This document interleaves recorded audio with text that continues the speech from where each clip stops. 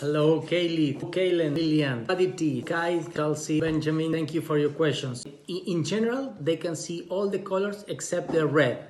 And this is because in the ocean, where they are most of the time looking for food, the first color that it is lost closer to the surface, it is the red. So since they dive a lot, their eyes developed in a way so they could see colors that are useful for them. So no red for them, but they can see other colors that we cannot see, that are in another set of colors like ultraviolet or violets that human beings cannot see. In general, they are very curious. Like when we are working with them and we have like booklets or pencils and pens, they kind of come and try to get the pencils and try to, grab, but it's more like exploring, not playing with them. I've never seen like chicks playing among them, like what you would see like cats and dogs or sea lions or other kind of, or elephants, for example, that you can see the pups playing with each other. At the beginning, I just learned by myself because I started rehabilitating penguins, picking them up from the beach when they were oiled and sick, and taking them to a facility where I could rehabilitate them until I could release them. Then I got in touch with people that knew how to work with penguins, and I started to learn with them and work in the field with them. And I went to the university also to learn more things and be more helpful for the penguins.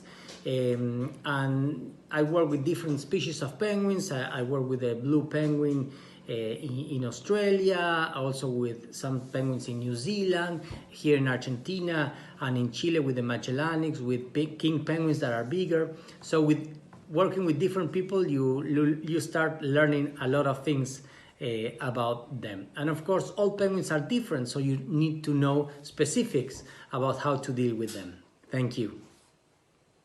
Sometimes it's very hard. It's not a walk in the park all the way. But this is what I like. I enjoy working, advocating for penguins and doing research on them. This is what I studied for and what I'm good at. I really love my job, and there are great things about my job because there's a lot of gratitude and a lot of satisfaction. Many things can be difficult, but when things work out, it is really satisfying. So no, I don't think so, and I think the pros overcome the cons. The penguins, when they're in the ocean, most of the time they're on the surface because they need to breathe. But then they dive. Some species dive like very deep into the ocean, like 100 meters or 500 meters, which would be 1,500 feet. For the emperor penguins. So they dive and they catch their prey diving. In general, they catch their prey working in groups. So they surround the school of fishes. So it is easier for them to catch the fish. And yes, so they eat for themselves. And if they are also breeding chicks, if they have chicks on land in their nests, they take some pre-digested food into the body, so when they come on land, they regurgitate the food, they give the food to their chicks. And if they are swimming long distances, like right now in the southern hemisphere, the penguins are migrating, so they do the same. They spend a lot of time swimming and diving, getting food, and then when they want to rest, they stay on the surface of the ocean and they float by themselves. They even sleep floating. We don't know exactly, but we do know that, for example, the chicks that are born in one season, when they are 4 months old, they get their feathers that are waterproof and then they go on their own. But their parents, they stay on land for a month or more.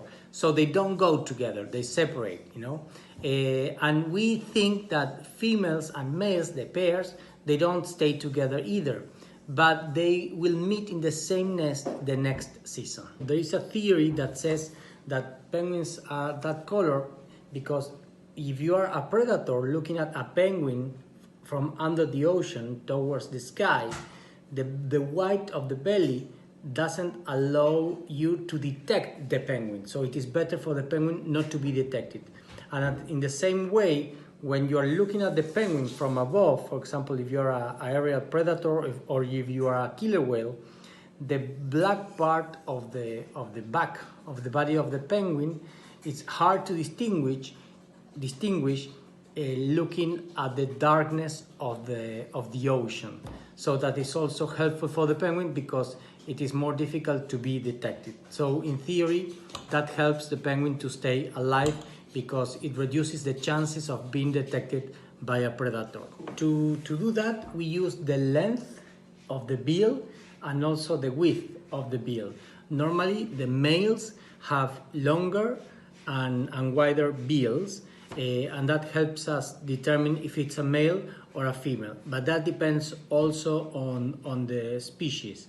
In some species, the males tend to be bigger or heavier, but they change the weight a lot during the year. So the only way to sex them, determine the sex, is to measure the bill.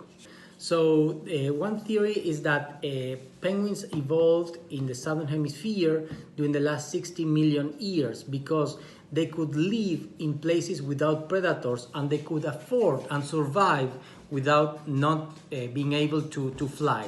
And there were many areas and islands in the southern hemisphere where there were no predators.